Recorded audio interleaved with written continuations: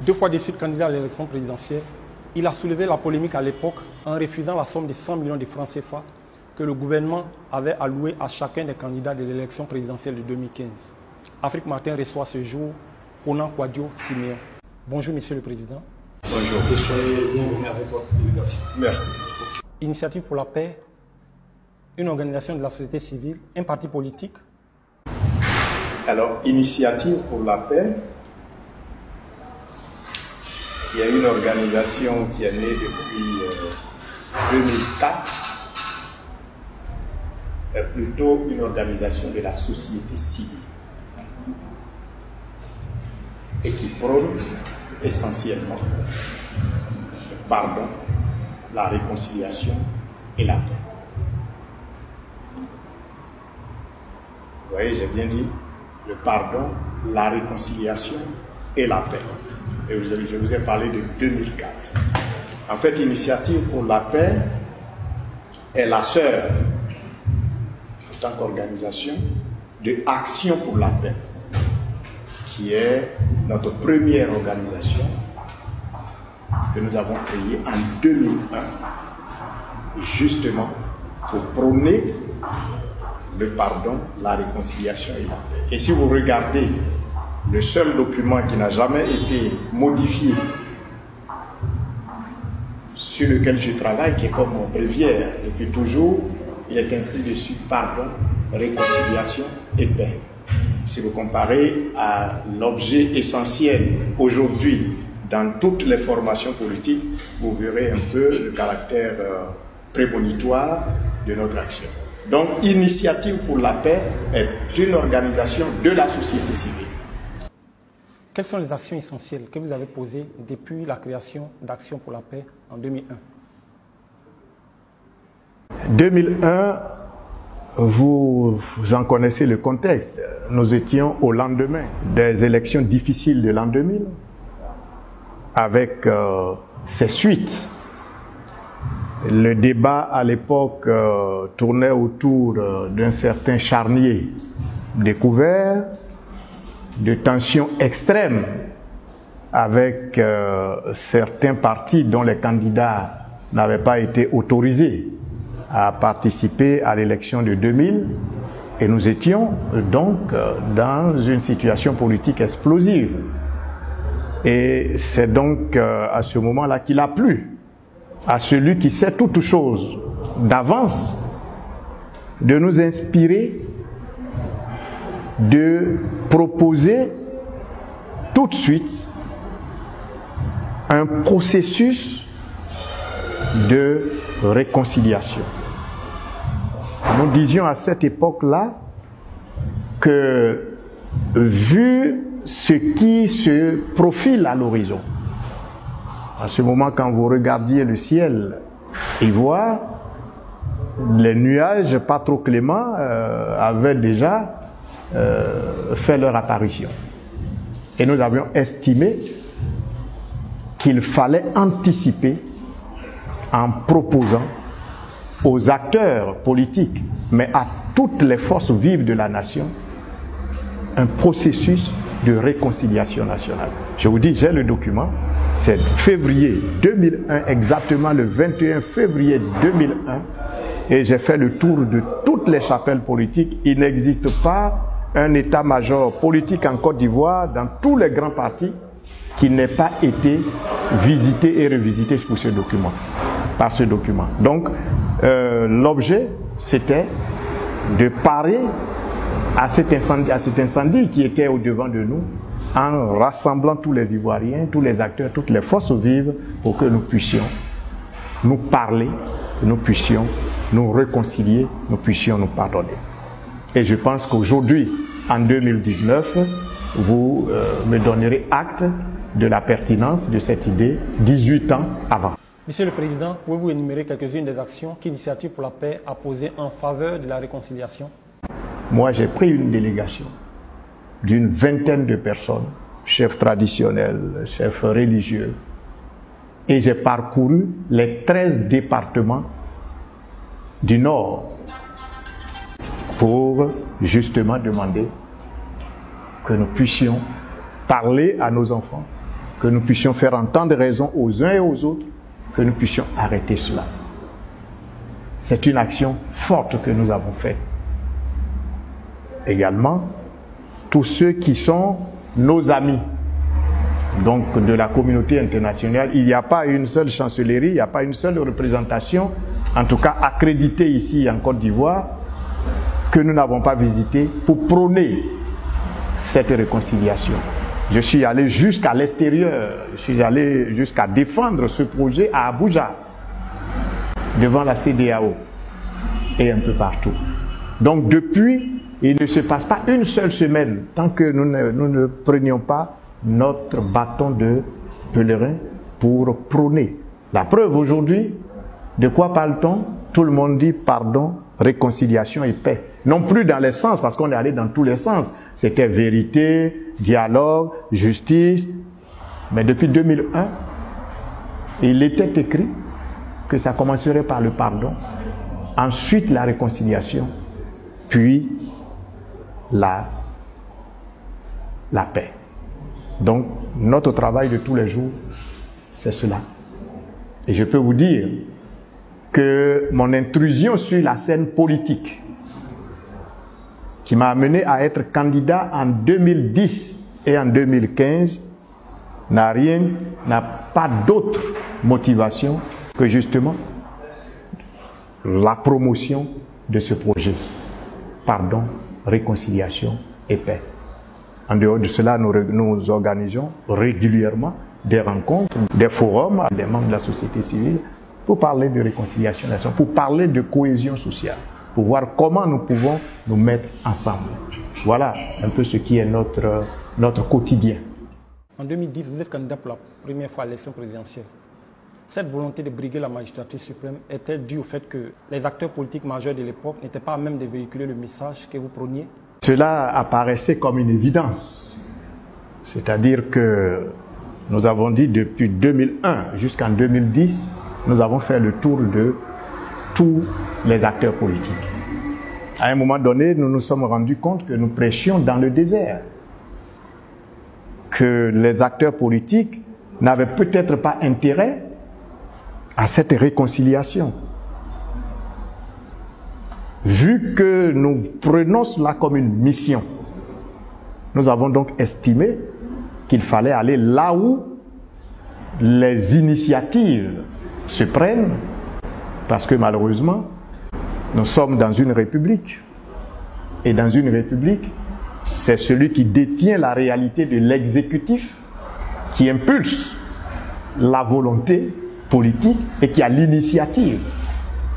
C'est la raison pour laquelle nous avons décidé donc de briguer la magistrature suprême pour faire appliquer cette recommandation, cette injonction qui pour moi est le préalable à toute autre chose, qui est pour moi le passage obligé à toute autre chose. N'est-ce pas qu'il n'y a pas de développement sans paix et il n'y a pas de paix sans stabilité. Quelles sont les leçons que vous avez tirées des deux expériences, c'est-à-dire la présidentielle de 2010 et la présidentielle de 2015? Je bénis toujours Dieu. Vous savez, une chose est de participer, une chose est de dire je vais être président de la République ou je vais être candidat à une élection présidentielle. Une autre est de pouvoir être candidat. Le fait d'être déjà candidat à une élection présidentielle en Côte d'Ivoire, c'est déjà un pas franchi. Je bénis Dieu pour cela. Ensuite, les résultats. Nous avons fait une élection en 2010 dont personne en réalité ne connaît encore exactement les résultats. Si j'en crois, ce que nous observons aujourd'hui. Dans les faits, nous nous sommes donc retrouvés avec un pouvoir et nous sommes allés en 2015. En 2015, je dis souvent aux gens, il y a eu parodie d'élection. Bon, nous qui y sommes allés, nous sommes allés par principe. Par principe, car il fallait y être pour soutenir sa différence. Et c'était une tribune importante. Nous y sommes allés en comprenant très bien que les dés étaient déjà pipés. Nous avions souhaité à l'époque une rencontre avec le président de la République pour que nous puissions dégager un minimum de consensus sur les conditions que nous n'avons pas obtenues. Donc nous ne nous faisions pas trop d'illusions en y allant. Quel bilan, je bénis Dieu. J'estime que c'est une étape réussie sur la destination de la présidence de la République. Venons-en au fait majeur de l'actualité sociopolitique actuelle, c'est-à-dire la libération de l'ex-président de la République, Laurent Gbagbo, et de son compatriote Charles Blé Goudé, et la grève des enseignants. Je veux d'abord commencer par la libération du président Laurent Gbagbo et Charles Blé Goudé. Je dis, ma première réaction sur ma page Facebook, c'est-à-dire, ce n'est que justice. Et j'ai dit que Dieu est juste. Non pas que j'estime que le président Laurent Gbagbo et Charles Blé Goudé n'ont rien fait du tout. Non, mais nous étions en Côte d'Ivoire, j'étais moi-même acteur principal parce que candidat à cette élection, et nous savons qu'il s'est passé une confrontation. Une confrontation, c'est deux camps. Alors, soit on décide d'appliquer la justice et on le fait de façon équitable, de façon impartiale, ou on décide de renvoyer toute la question à la justice transitionnelle et nous réglons ça sous l'arbre à palabre comme nous savons le faire ici. Mais on ne décide pas de traduire un camp devant les tribunaux et l'autre camp se pavanant à la tête de la République. J'estimais que c'était profondément une injustice. Et je crois que je fais partie des acteurs politiques à élever la première fois, c'était déjà en avril 2011, pour dire il n'y a déjà pas de justice. Donc, vous voyez, la victoire à plusieurs papas, mais moi je me réjouis. Cela d'autant que j'ai toujours pensé, en ma qualité de neutre réconciliateur, que la réconciliation nationale exige l'impartialité, exige la justice. Donc j'en ai toujours appelé à la libération de Laurent Gbagbo et de Charles Blé Goudé. Je ne le dis pas aujourd'hui parce que ça a été fait. Vous pouvez visiter mes écrits. Donc je m'en réjouis et je pense que c'est un élément extrêmement important qui pourra nous aider à accélérer le processus de réconciliation nationale. Je regrette seulement que nous en sommes à une situation où, quoi qu'acquitté, Laurent Gbagbo et Charles Blé Goudé se retrouvent encore de l'autre côté. Je prie que très rapidement, ils puissent rejoindre la Côte d'Ivoire pour qu'ensemble, dans une concertation nationale de toutes les forces vives, toutes les filles et tous les fils de Côte d'Ivoire, nous puissions nous asseoir, régler les lourds contentieux qui nous ont opposés pour que nous puissions poursuivre la marche glorieuse de la Côte d'Ivoire. Deuxième point, concernant la grève, donc la fronde sociale. Ça me paraît comme une conséquence logique de la situation générale de la Côte d'Ivoire. Il y a fronde sociale, mais il y a aussi crise politique.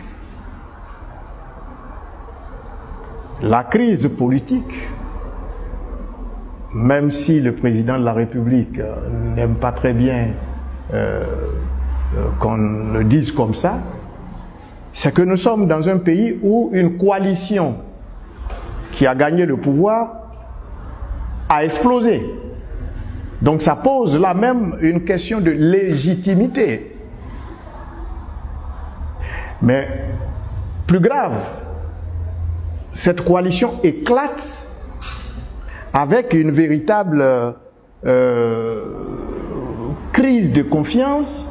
Et nous assistons ces derniers temps, vous le savez très bien, à des déclarations de part et d'autre qui donnent froid dans le dos.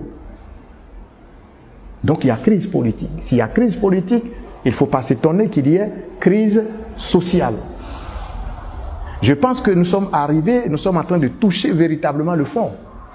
Parce que la crise sociale touchant l'école, c'est tout le corps social qui est impacté.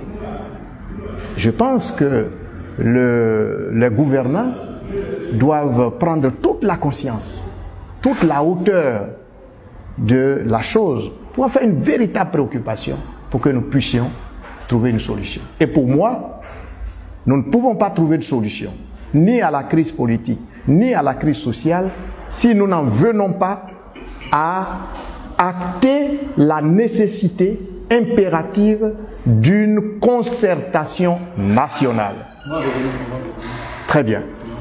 Je crois que vous avez là une réponse aux deux points que vous m'avez évoqués. En décembre 2018, vous en êtes pris à Henri Konan Bédié, président du PDCI RDA, quant à son rapprochement d'avec Soro Guillaume. Campez-vous toujours sur cette position? Oh, disons que je ne me suis pas pris à lui, non.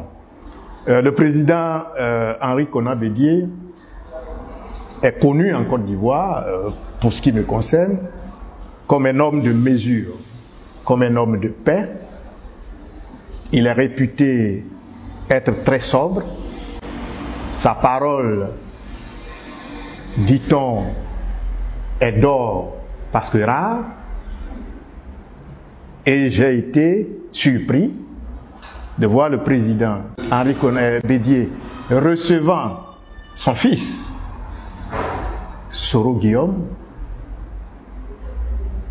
faire une déclaration qui s'apparente pour moi à des éloges de la rébellion. Donc ce que j'ai condamné, ce n'est pas le fait de recevoir Soro Guillaume. Je suis un homme spirituel et c'est une très bonne chose que le président Bédié reçoive Soro Guillaume.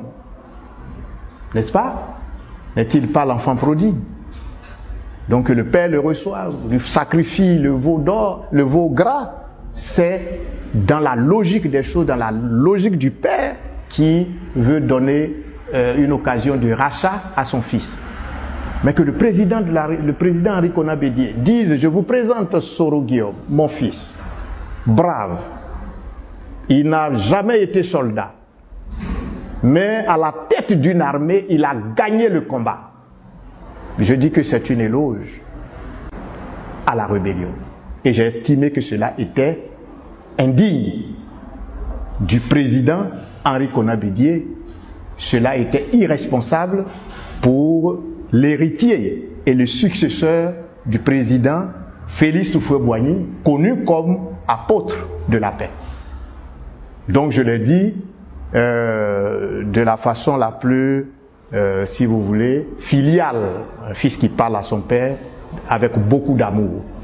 Quand un fils dit à son père qui a dit quelque chose, quand il dit: papa, ce que vous venez de dire est indigne de vous, ce n'est pas une insulte. Ça veut dire que le fils vous met à un certain niveau, qu'il estime que ce que vous avez dit ne correspond pas à votre niveau. Donc je ne me suis pas en pris à lui, je lui ai juste rappelé qu'il devrait être plutôt au-dessus de ces choses. J'aurais apprécié si le président Henri Konan Bédié, recevant en grande pompe Soro Guillaume, dise: voici Soro Guillaume, c'est ce jeune homme qui s'est trompé, qui a pris les armes contre son pays, mais aujourd'hui, il a décidé de faire la paix, il a décidé de travailler pour le pardon. J'aurais applaudi le président Henri Konan Bédié. J'estime que c'est ce qui est son devoir et son rôle. Revenons-en à l'ex-président de l'Assemblée nationale, Soro Guillaume. Depuis un bon moment, il ne cesse de prôner la réconciliation et le pardon. Pensez-vous que cette démarche est sincère? Je veux bien croire. Moi, je veux bien croire.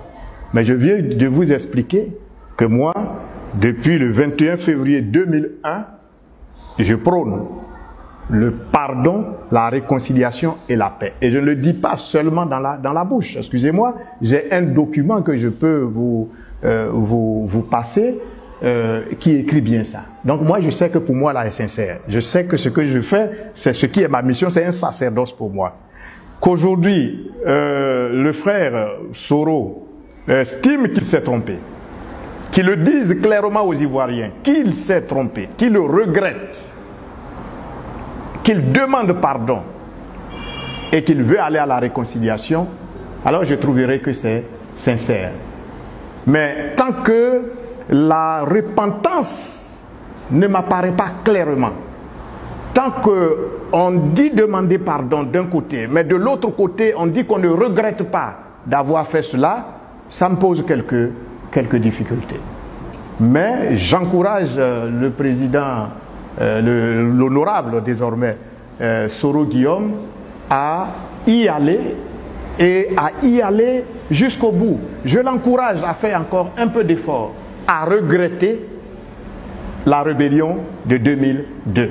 La réalité, c'est que tout le monde est d'accord que nous nous sommes trompés quelque part.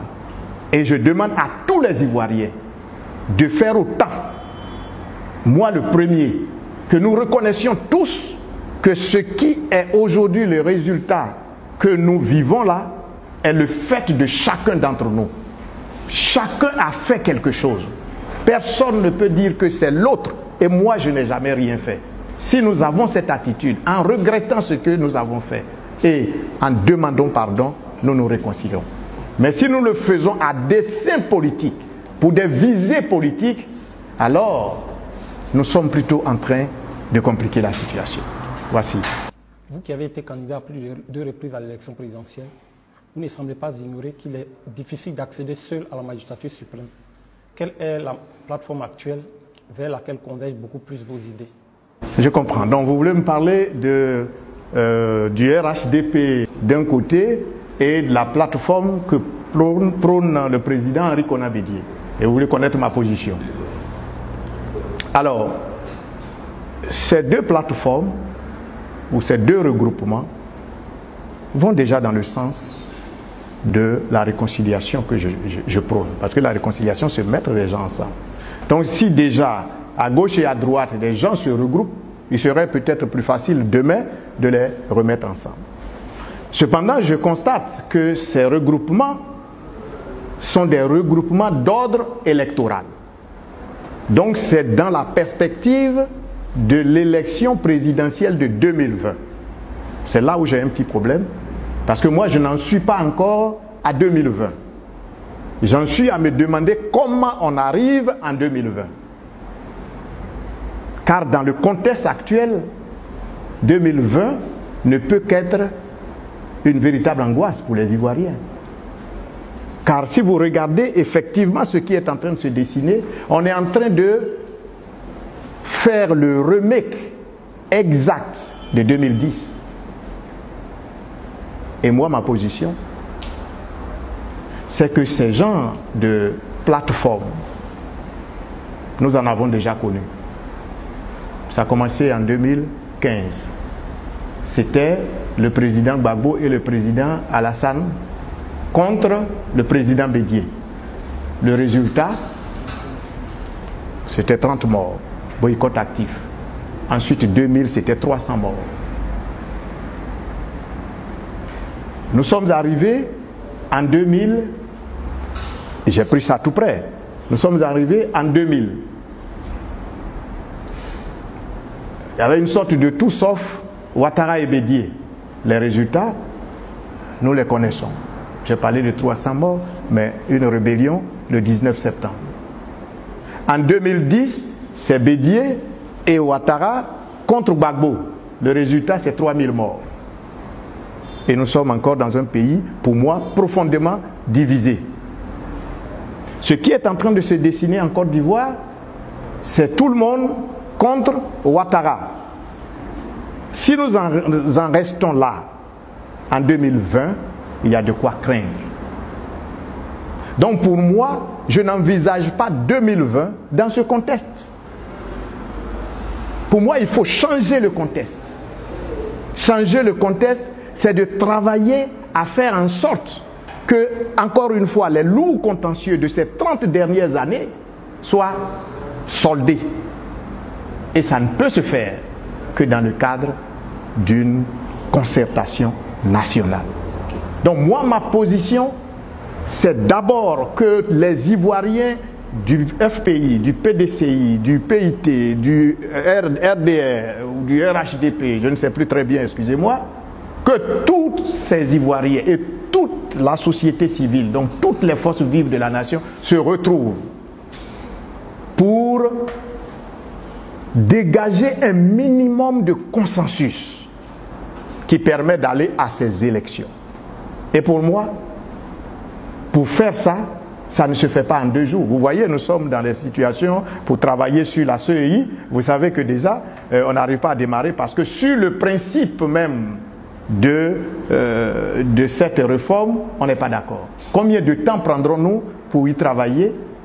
Je ne crois pas que nous soyons sages d'aller à une élection en 2020 sans avoir véritablement bâti un consensus. Et ça ne se fait pas quand on regroupe les uns et les autres dans un cadre électoral. Je termine pour dire que je ne crois pas que la paix adviendra du rassemblement d'une partie des Ivoiriens contre une autre partie des Ivoiriens.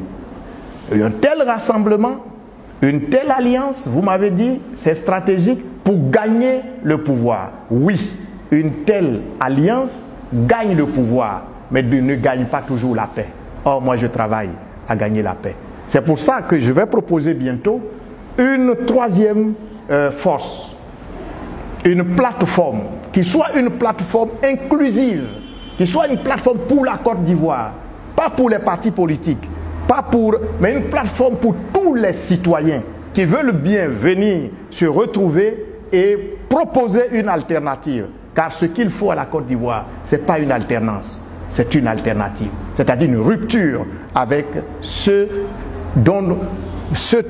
système que nous avons connu. Une rupture avec ce système et une alternative.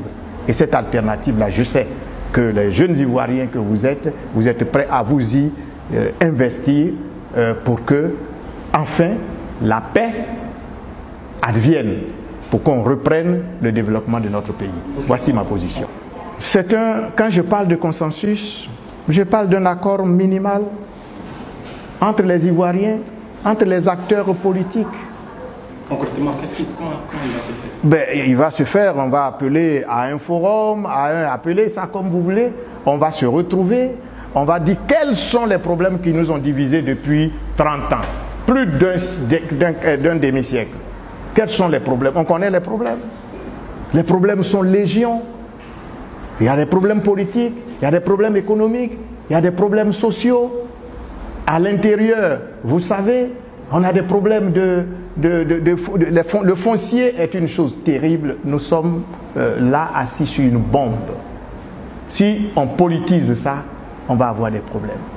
Comment on fait pour aller à une élection acceptable par tous? Cette CEI doit être réformée fondamentalement. Ce n'est pas une question de composition, ce n'est pas une question de Youssouf Bakayoko. Donc la CEI doit être totalement réformée. Et nous, notre proposition, nous, société civile, notre proposition, c'est que les partis politiques n'ont rien à voir dans la CEI. N'est-ce pas? Donc la CEI, mais il n'y a pas que la CEI. Il y a le Conseil constitutionnel qui, en fait,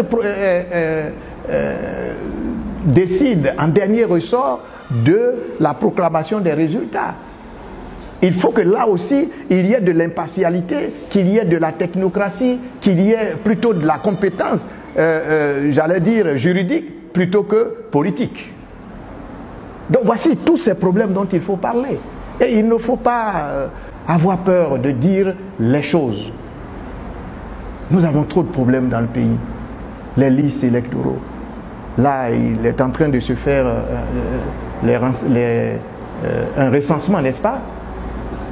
Quand est-ce qu'on va finir ce recensement pour rebâtir la liste? Donc pour moi, il y a tellement de problèmes. C'est moi qui vous remercie.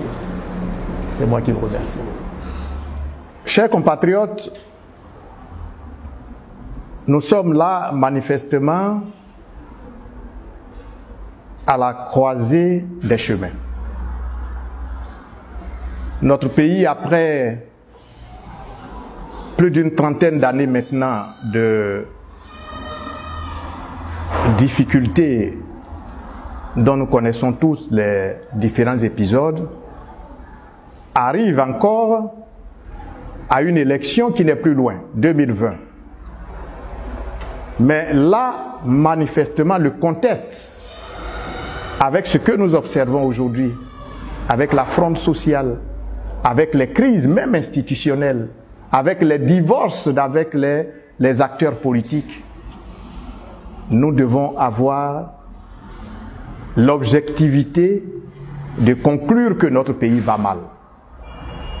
Et si notre pays va mal, je veux m'adresser ici particulièrement à toute la Côte d'Ivoire, mais surtout aux citoyens. Car c'est souvent que nous avons pensé que les acteurs politiques étaient les plus légitimes à régler nos problèmes. Ayons le courage aujourd'hui de conclure au constat que nos hommes politiques, et notamment les successeurs du président Houphouët-Boigny, n'ont pas réussi à préserver la paix sociale si importante pour toute autre chose. J'estime personnellement que le moment est venu de marquer une pause pour nous retrouver entre Ivoiriens et nous asseoir pour faire table rase du passé, pour régler tout ce qui nous a opposés. Cela ne peut se faire si nous acceptons de nous retrouver. C'est pour ça que mon appel est un appel de dialogue national, est un appel de retrouvailles. Et pour parler comme un homme célèbre ici en Côte d'Ivoire, le moment pour moi est venu de nous asseoir pour discuter, pour pouvoir avancer. Je pense que c'est de la responsabilité citoyenne de chaque Ivoirien, politique, non politique, d'y travailler. Et ma conviction profonde, c'est que c'est les citoyens qui devraient désormais, en tout cas dans ce temps précis, prendre le devant, de façon à ce que cette fois-ci la locomotive soit la société civile et les partis politiques, les wagons. Je crois que l'Ivoirien a toujours su faire le sursaut nécessaire. Le moment du sursaut est arrivé. Mais nous pouvons le faire que dans l'amour des uns et des autres. Nous pouvons le faire que si nous sommes prêts à pardonner ce qui nous est arrivé. Car de vengeance en vengeance, nous ne pouvons arriver qu'à la destruction de notre pays. Or, aucun peuple, aucune ethnie, aussi minoritaire qu'elle puisse être, ne peut être poussée hors des limites de ces 322 400 kilomètres carrés que le Seigneur, que Dieu nous a donné en partage. Nous devons faire en sorte de demeurer ensemble et nous devons faire en sorte de demeurer ensemble dans l'amour et dans la paix. Je bénis le nom du Seigneur pour tous. Nous étions avec Konan Kouadio Simion, président d'Initiative pour la paix et acteur politique majeur en Côte d'Ivoire. Nous donnons rendez-vous la semaine prochaine avec une autre personnalité d'exception. Bonsoir et à la prochaine fois.